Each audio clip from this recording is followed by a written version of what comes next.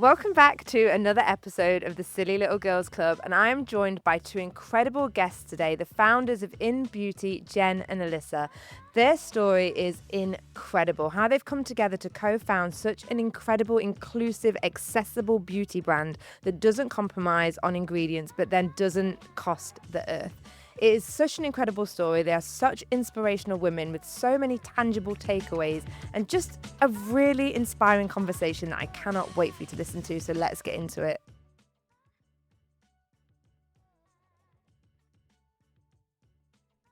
Welcome, girls, to the Silly Little Girls Club. Thank you.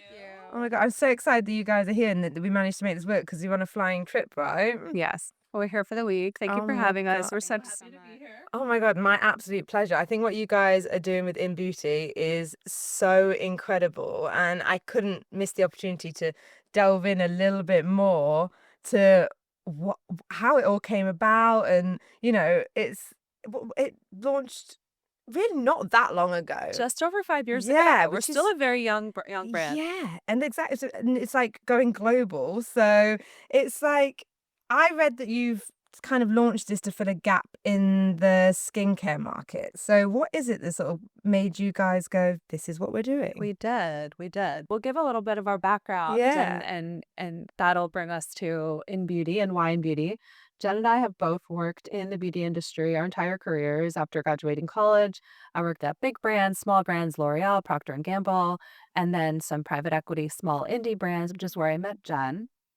I've been on the product development and formula side, so I worked for brands like Tarte, Bare Essentials. I was on the complexion team, was head of product development for Tatcha, and then met Alisa at Tula. And we're such great partners because Jen is the best product developer in the world. Once you hear from Jen, she's truly the encyclopedia of beauty and ingredients. And I've always been on the marketing side. My passion is really creating that connection between a product and the customers. And we were working at Tula doing creative, doing fantastic things there, and just had the synergy between what we were loving about beauty and skincare and noticed this white space, and we just couldn't put this idea down of why is it their brand that is just truly like highest level of efficacy, clinical efficacy, data backed, science backed, clean, Yeah. because the customer doesn't want to put anything toxic on their skin, and then also accessible versus what we saw in the market. There's so many brands that are groundbreaking. However, and we're going to speak in dollars. We're Americans. No, we love it. We're on the They're dollars, the upwards books. of $150, $200 per product. You can't really find them at stores.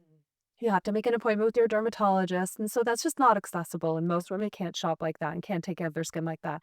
So we had this vision and we couldn't put the idea down. We truly quit our jobs, talked to our family and said, like, will you support us? They said, absolutely. We believe in you too. And started InnBeauty. That's incredible. I mean, how fated, like, to go through different backgrounds to merge so perfectly together to create something truly unique. That is like unbelievable. So, launching 2019, Just like, before COVID. oh my goodness. What was that like? Like when COVID came out, It was, what yeah, part it of the was business were you in when that landed, when COVID hit? brand new. I mean, we just launched. We launched November. Yeah. So we were, I mean, you're starting on your own website right before you Yeah. have any retail partners. And Yeah. so we were like, is anybody gonna buy anything? And we days where we're like, are we gonna make $60? Like, that was like a big deal in the beginning. And then when COVID happened, like we were like, oh wow, like there's The world things is in a bad place. Yeah. Yeah. I think there's always things out of your control though, and that's a really great lesson to learn as entrepreneurs because being super type A personalities that I feel like a lot of founders can be, you want to try to control everything. Absolutely everything. And when things like that happen, you can't control it. So it's how do you like mitigate the situation the best you can. So we were very careful with how we spent the money that we had raised for the brand, and really, I mean, we didn't take a salary for several years and we didn't hire anybody. We did everything ourselves. We actually left our warehouse when COVID happened. We became our own warehouse. Oh wow. So you became distro and everything. We became as well. distro. We split days. And for about 6 hours a day, we'd pack boxes and then we'd haul them over to, the post office to get them mailed out. So, I mean, it was a great learning Yeah. experience. We got to learn a lot. But I think like just Customer service, really oh, dealing with everything. customers. We did everything. We did it all. I mean, it was the two of us for Yeah. quite a long time, but we made it through, Yeah. luckily. Tell Just Tag our They button. did. I was gonna say, I hope so. They did offices at night and had so many paper cuts. Oh my gosh. Yeah. That is crazy. Do you think that COVID in one way did come along because everyone was at home, everyone was on their phones, everybody was looking for different things, they were treating themselves maybe a little bit more than they were. Do you think that had any impact on, launching and things like that in a positive way or I think we were so young, so the awareness was pretty low for us. I do think people were, looking more on social media and discovering some more. So I do think that probably helped us. People were spending more on skincare specifically. They weren't spending as much on makeup because they weren't going out. Yeah. So that helped us. So where I think it really you saw like a big boom were brands that were kind of already a little more established and like in a retailer like a Sephora Ulta. And then they saw a massive boom during COVID. But we saw some increase, but it wasn't like we were that established. So no? it wasn't like a great increase for us. Fair. Yeah. This was always quite interesting because there's so many different things that came from COVID and so many a lot of people really were able to use it to get the momentum and it's like, and I think, people being home and I think it did make people more aware of what was going on and what they're putting on their skin and searching for Yes. things a little Yeah. bit more. There was a lot of downtime, a lot of ingredient Yeah. research, a lot of skincare research. COVID resulted in a skincare boom, which I Yeah. think ultimately benefited us. Yeah. And so it also just teaches you the lesson you don't know what tomorrow will bring. So be prepared for anything and everything. Yeah. Well, COVID had an enormous boom for .com businesses and online and e-commerce, and that was wonderful. And then coming out of COVID, every retailer's priority was brick and mortar. How do I get the shoppers back into the stores? And so that's where we leaned in. And Yeah. so you have to really be agile and pivot. You can't just be like one channel brand. No, absolutely. I think especially with startups, and I think maybe doing it all in the beginning was a really good thing to do because it made every dynamic of your business you knew inside out, so you could really be agile with it. Absolutely. And Alyssa and I are the type of founders where we're never going to hire anybody and expect anybody to do something that we wouldn't do ourselves. We are in every aspect of the business. I think that's also kind of where we differ. We're very much operational founders. So a lot of founders can be more like influencers, and there's nothing wrong with that. They're the face of the brand. They're shooting content all the time. We're literally looking up POs, making sure things shipped. We are in every aspect of the business, but I think that helps us because we intimately understand everything that everyone on our team is doing. Absolutely. I think you get your systems so intrinsically embedded into the company that it can run and you get to that point where but maybe if you want to go on to something else, you can take that time because you've set it all up and it's there, which is like a reassurance thing. So I guess how do you go then from launching to this, doing everything, bootstrapping this business basically, Yeah. to then Sephora? And all of these retailers and things like that. How does that growth trajectory happen? Well, it certainly wasn't overnight. However, Jen and I knew, especially coming out of COVID, that in order to establish our brand and just introduce our brand to millions of customers, we needed a marquee retail partner. And in the States, there are really two that are within our channel of distribution that we chose, which is Prestige, and that's Sephora and Ulta. And both do fantastic business and remarkable brand builders. However, Sephora has this advantage and this edge where they've just historically built the most iconic brands. If you think of brands like Tatcha and Drunk Elephant, To the People, these are brands that were incubated and started at Sephora with 1, 2, 3 products on a tiny little shelf and grew to be these behemoths. And so we knew Sephora was going to be our launch partner, and we fortunately had the connections and the retail experience. And so it was a call that turned into another call that turned into a true conversation and ultimately a launch. Oh, One wow. thing they said to us was, "Be ready. Are you ready?" We're like, "We're ready. We're ready. We're ready. We've been packing We these know." boxes ourselves. We're ready. Our whole career is took us to this point. Yeah. We're ready. Oh my gosh. So how many products did you launch then within Sephora, when you I started think off? it was I think it was 4. We had 12 inches on the next big thing wall, which is like the discovery wall. And we launched with 4 SKUs, and that quickly turned into 12 inches, turned into 18, turned into 36. And now we have our own branded end cap space in all stores in the US and Canada. And this week we're launching in the UK. Yeah. I mean, that's growing across continents now. That must be pretty exciting. I mean, we're freaking out. We're here in the UK. We're here in London launching our brand. If you told us, what, like 7 years ago that we'd be at this point, we'd say, like, no, it's going to take longer. We're really fortunate, and we worked really hard for this. So we're really Absolutely. excited. Oh my gosh, of course. And like, things like you say don't just happen overnight. They take so much dedication and time. Nobody talks about the lows. No. Someone once told me, like, be prepared. The highs are high, and you're going to be on cloud 9, and the lows are really low, and just be prepared. And I think like that's our common thread, is like our grit. So we just gotta ride out the lows. Like, it's okay. It's okay. It's not Yeah. normal for it to all be high. Like, and also without the lows, you wouldn't recognize a high as course. well. I also think there's a common misconception that if you have great product, it'll just blow up overnight. And that's just, if you look at any of the brands that have longevity and you look at how long it took them to really gain awareness and gain traction, I mean, it takes a long time. So Alyssa always talks about the perfect storm, and I think it's true. It takes the right amount of products, the right product portfolio, the right retail partner, the right marketing, and it has to all, bubble Yeah. up over the right amount of time. And I think also the right experience and the right Mhm. backgrounds. Like you two sound like it was absolutely that perfect storm that sort of really propelled this, because without what you do and without what you bring to it, that must be that it would just never work, right? I always say I'm 42. I'm proud to be 42. I would not be able to be here in, my 20s or even early 30s. It took every role, every job, every good experience, every bad experience to get here. And I think Jen and I are such confident decision makers, but not because we're just aloof and we're just, going to fly by the seat of our pants. We've been through this before. Yeah. We've seen brands fail, succeed. We've like been through the playbook. And so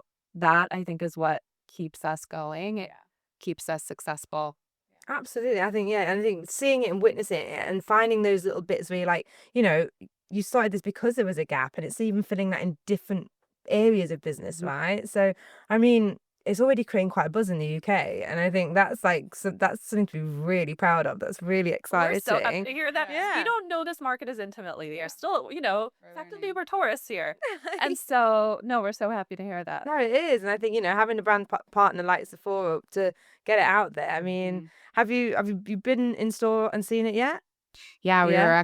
we did a morning training yesterday, so it was very exciting, and it was very well received. Everybody's really excited, so we're excited to see how the launch goes. We officially launch tomorrow. Yeah, a lot of passion for skincare. I would say even more Love to hear passion for that. skincare than in the US. Yeah. Which is super exciting. Yeah, it's Yeah. interesting, isn't it, how like different places are like that? But yeah, Yeah. there's a huge sort of there's just a huge demand for skincare here, and people are really into it. I don't know if you're just all concerned about aging and just like I don't know what it is, but I just think, oh my gosh.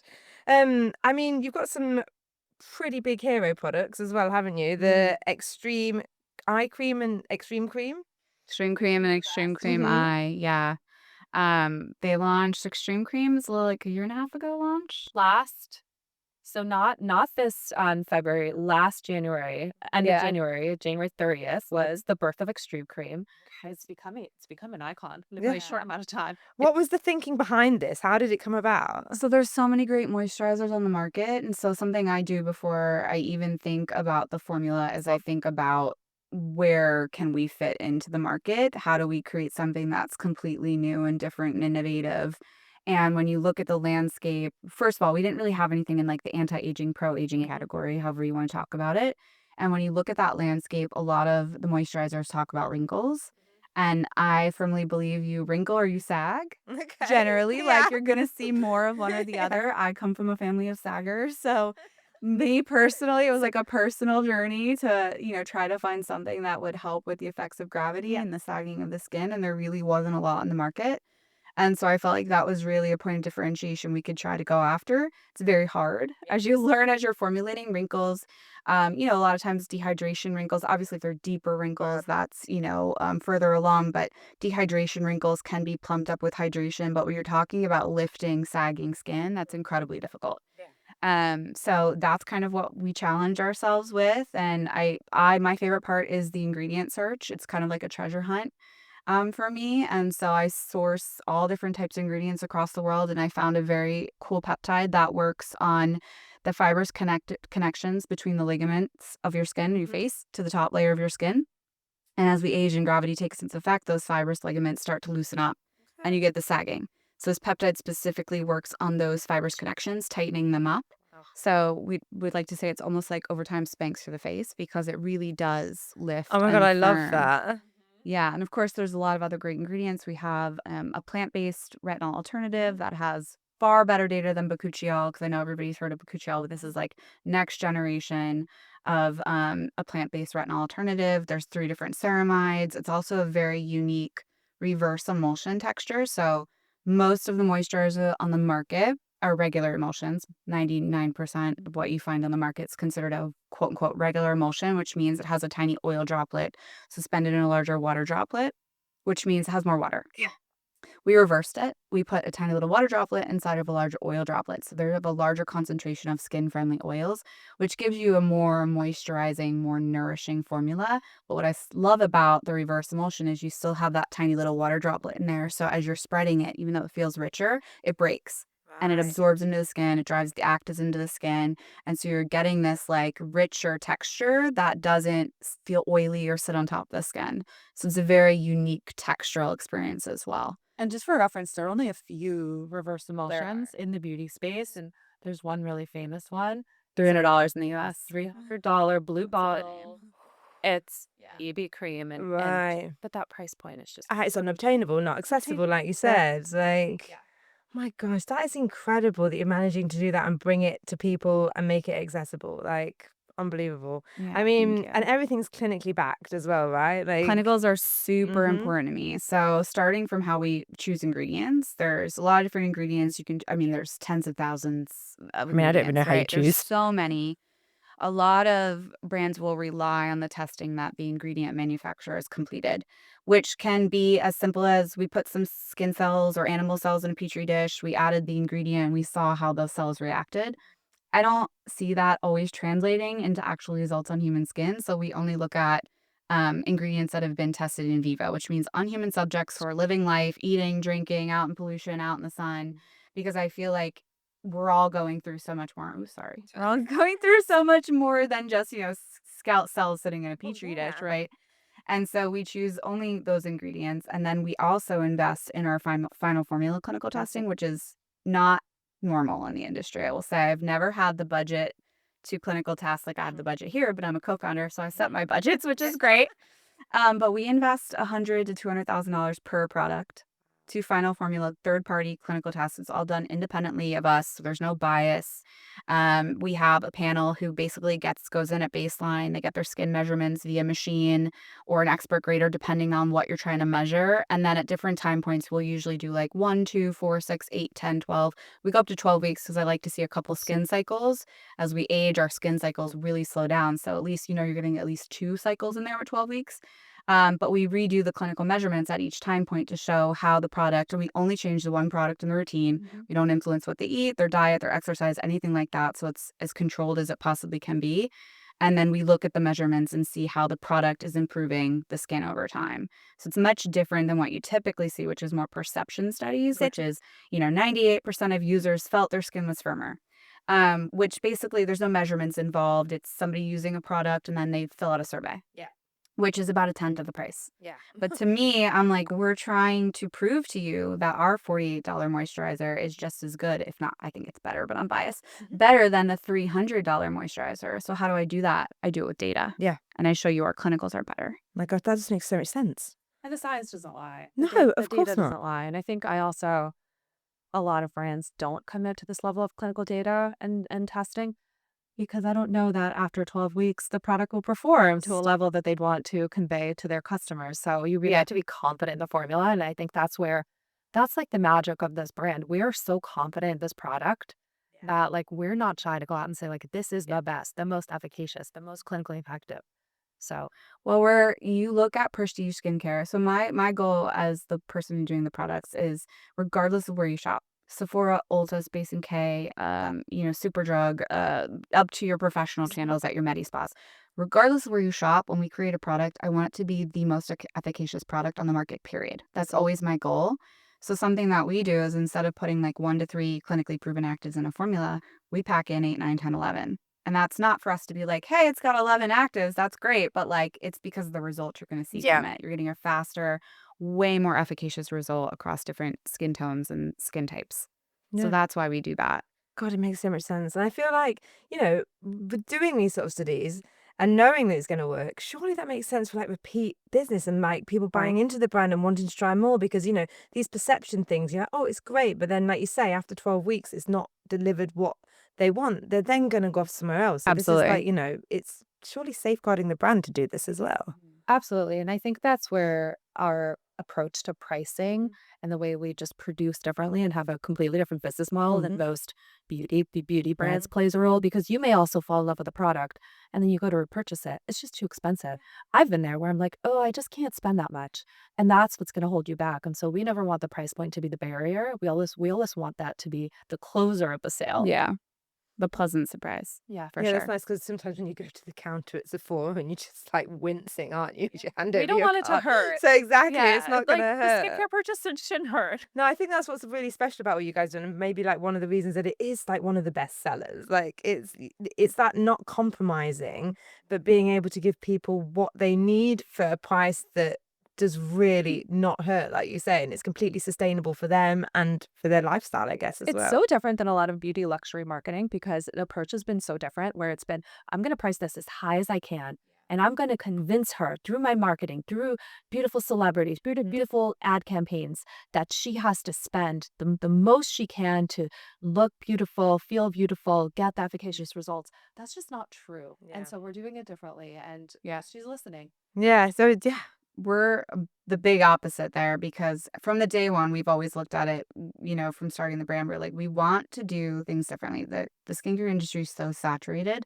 And so, like, does it really need another brand selling $80, $100 moisturizers? I don't think it does.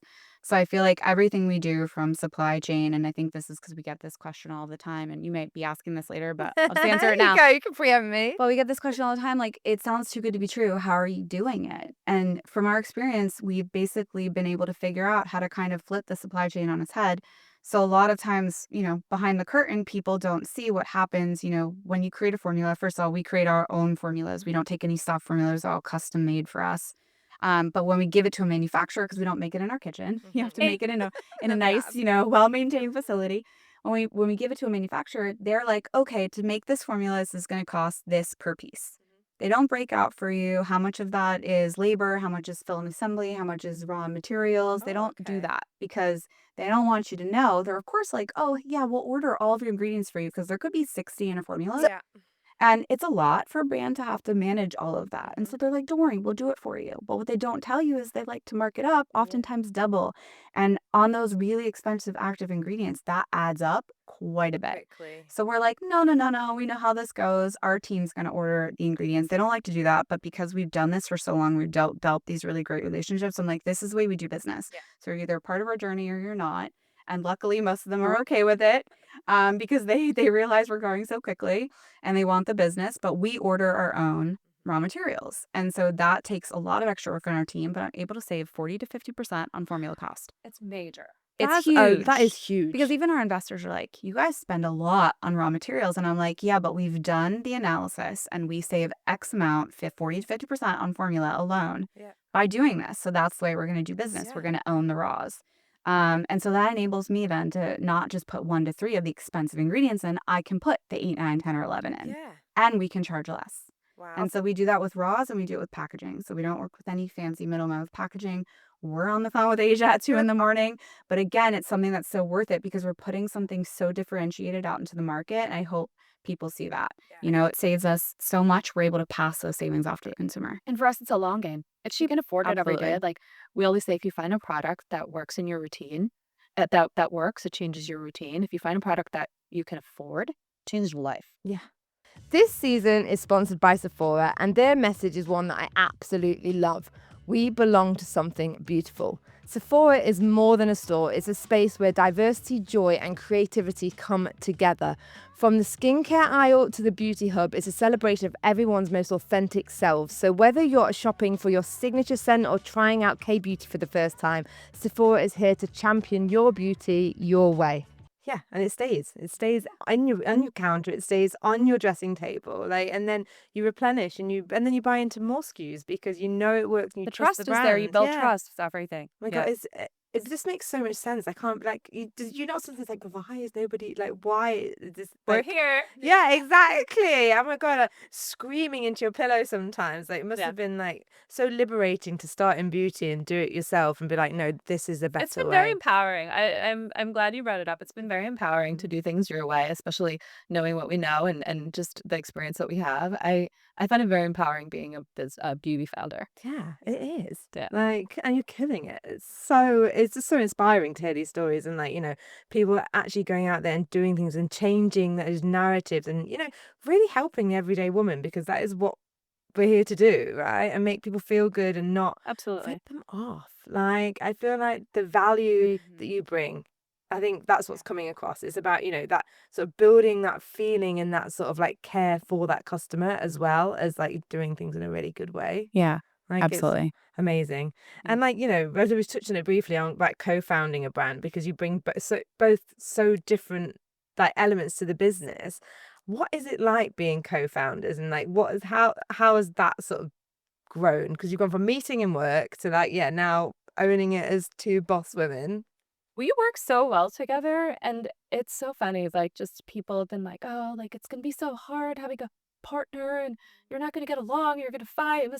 We don't fight. I think we respect each other so much, and we also respect each other's lanes. There's no one better than Jen at product development, ingredient sourcing, innovation, and I know that.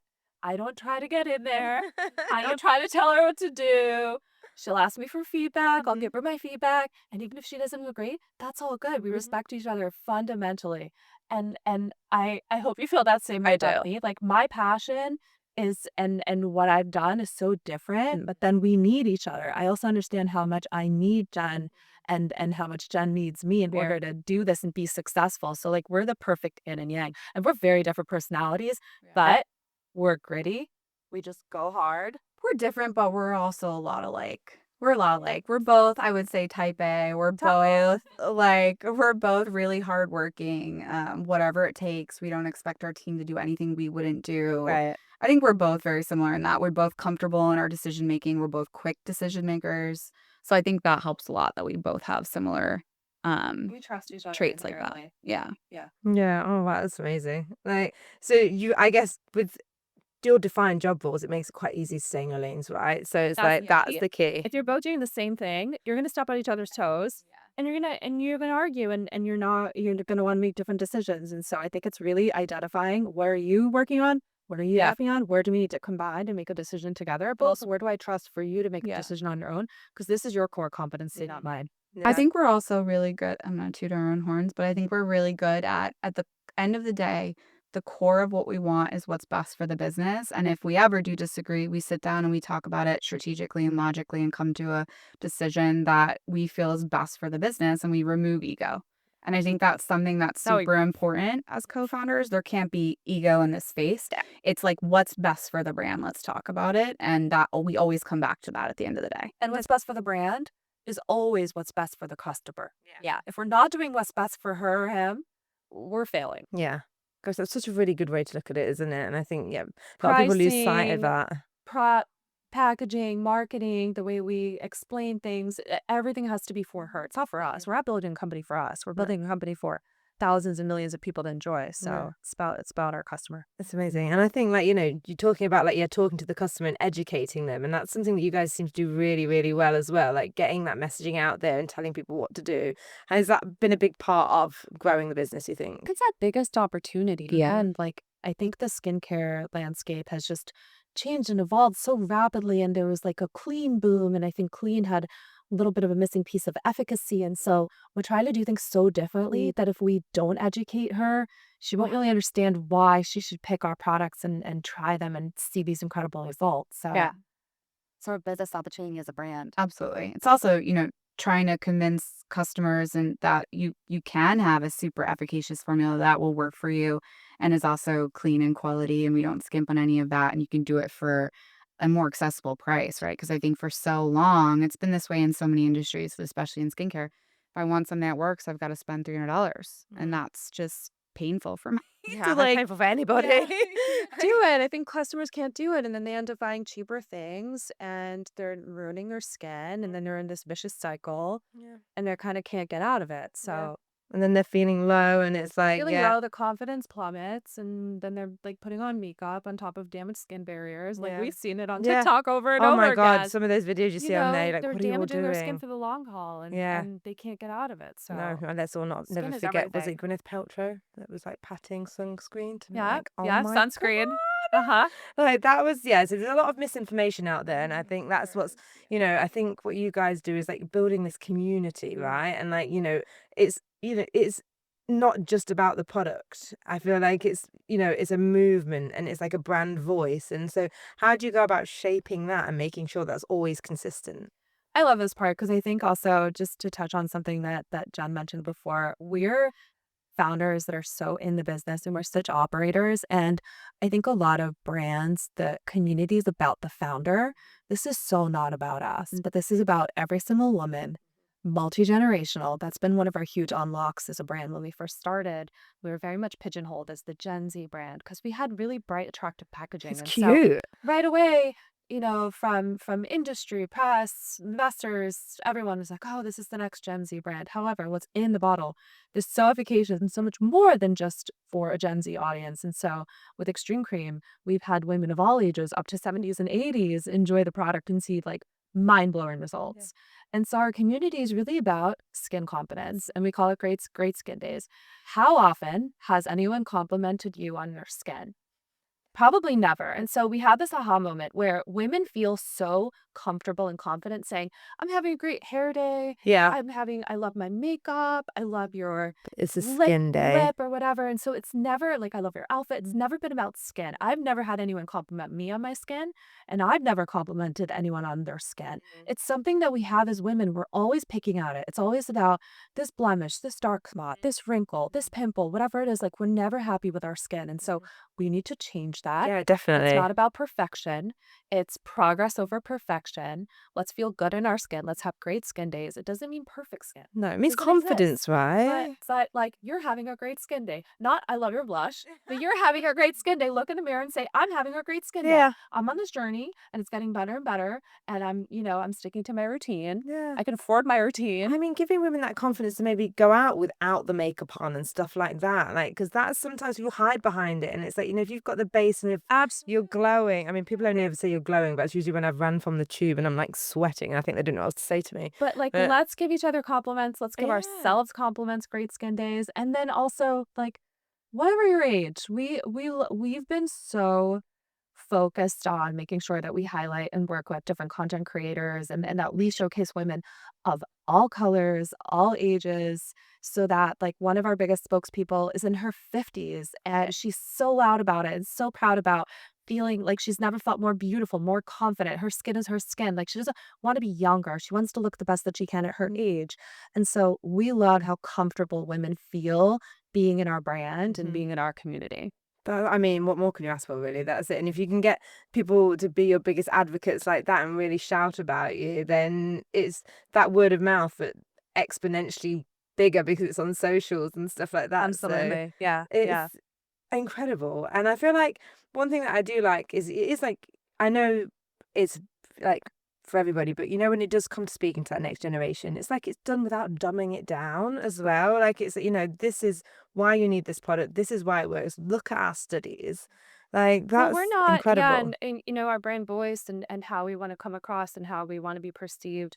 We're not necessarily your skincare bestie. Like we're authorities in the space. What Jen knows and the knowledge that she comes with is beyond what I've seen in the industry. Again, like I challenge anyone to question Jen and her skincare authority. So I'm just like throwing down the challenge there, though. it's like we know what we're doing, and so we're giving you the hard truth, the science, the facts, the clinical studies, the ingredients. We're not here.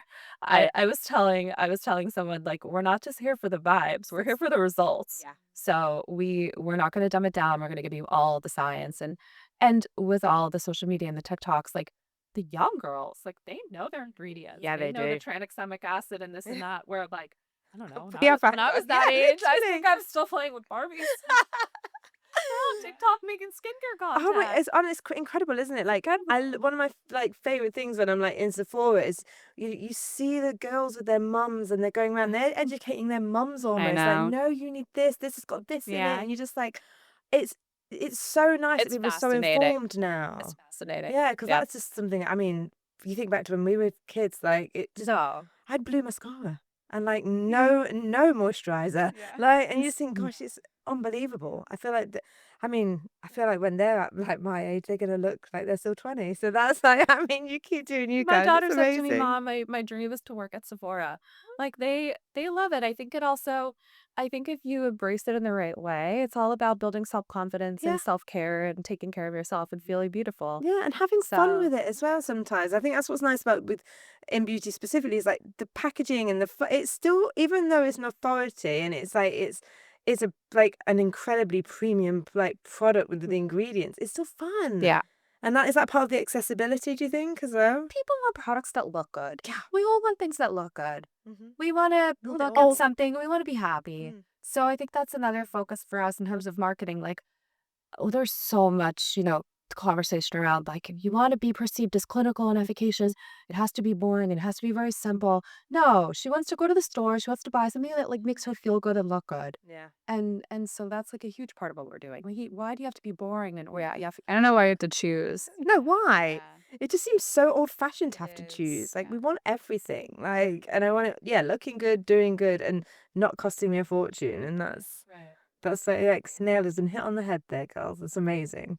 So I have a couple of like fun, quick fire questions, which I always think are quite fun to sort of end on. So, right. Okay. Favorite favorite InnBeauty product and why? Extreme cream eye. Okay. In my 20 years of doing this, I've never seen stronger clinicals, especially around the eye. Like 74% of your wrinkles on average, which is important. We always give averages, are gone in 12 weeks. Sign me up. I literally. We're gonna have to get you some. Yeah. When we made that product, I was like, if this isn't the #1 eye cream, I retire. And luckily it was at launch and it still is. So I get to keep working. Oh my God, Still here. amazing. That's incredible. And for you? I love extreme cream. It's Mhm. phenomenal what it does for your skin. It's mind blowing. And then my runner up is Elastic Skin. It's a vegan growth factor serum. That's like our unsung hero. This is such a good product. Whoever's listening, go try it. Go try it. Go to Sephora, buy it. You don't like it, return it. The return policy is pretty good. Like this will transform your skin. The elasticity, the bounce, the vitality, the radiance, and that it gives your skin. I've never felt more confident in my skin than when using Elastic Skin. Oh my It's God. good. Right. I know where I'm going this afternoon. Straight to Sephora. Or tomorrow. It launches tomorrow, right? Yeah. Right. Today, I think on the app. Okay. Tomorrow in the stores. Wow. Okay, amazing. So, the best and worst advice you've ever received. This ad is brought to you by our sponsor, Sephora, and honestly, they just get it. Sephora's mission is to help you celebrate your unique beauty with a curated mix of global brands, cult faves, and names like Merit and Tower 28. Their expert teams are on hand for everything from benefit brow shaping to signature makeovers, and you can redeem services against products too. I mean, iconic.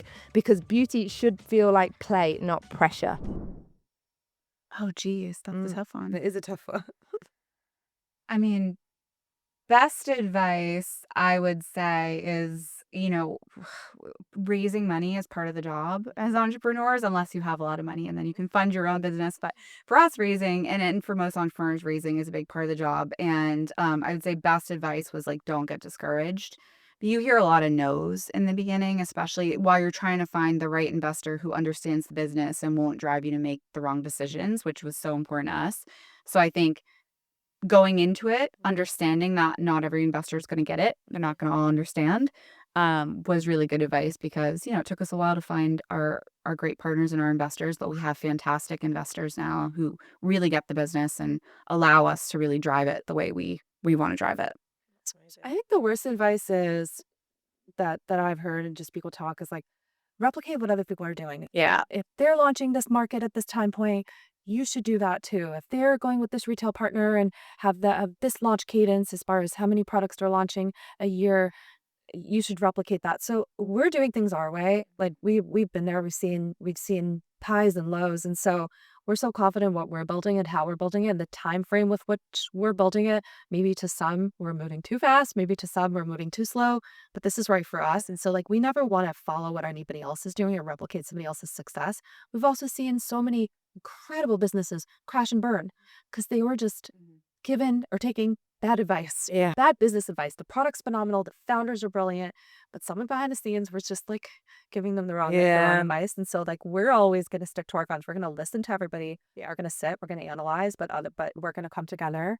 And obviously with the support of our team, can't do anything without our team. We're going to do it our way. Yeah, I think that's how to turn bad advice into good advice, isn't Yeah. it? And learn lessons from that. Well I mean, said.